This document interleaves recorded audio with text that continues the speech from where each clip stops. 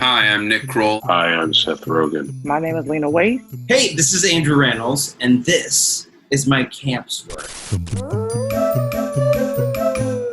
There were 1,000 different wedgies that happened at camp. There was your average wedgie. I was 13 years old at Machaneh Miriam, which is Hebrew for Camp Miriam. I never got to go to camp as a child because I was Catholic in Omaha, Nebraska. There was atomic wedgies when you'd be given a wedgie and then hung from a hook. My story begins with me needing a job. There was a toothpaste wedgie was really something that my brother did to me when you put toothpaste in someone's underwear. And at that point, that's when I realized that your butt could taste mint. I roll up to this camp for orientation.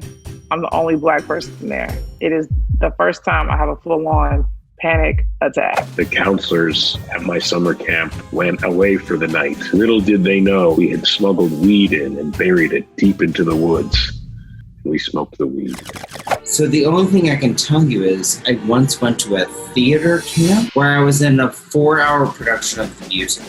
They did not teach us about pacing, so the show was long.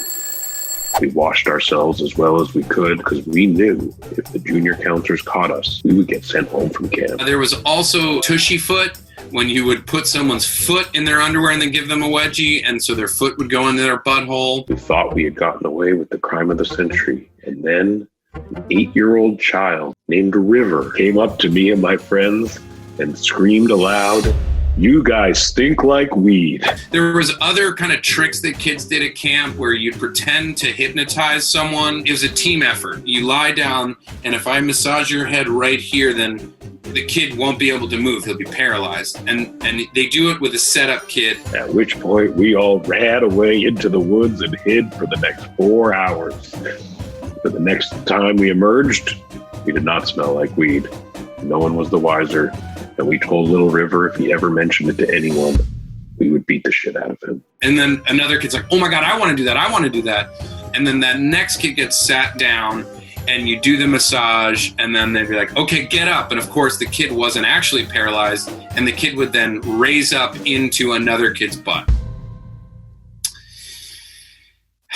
Now that I look back and think about camp, there was like horrible shit happening. There was a controversy that a camp counselor was gay and got fired. I wasn't like out yet, but I knew I was gay. I mean, there was talk that even like Diane Sawyer was going to come do an interview. Being there made me really want to be super Black and even more gay. Fuck this. Be yourself.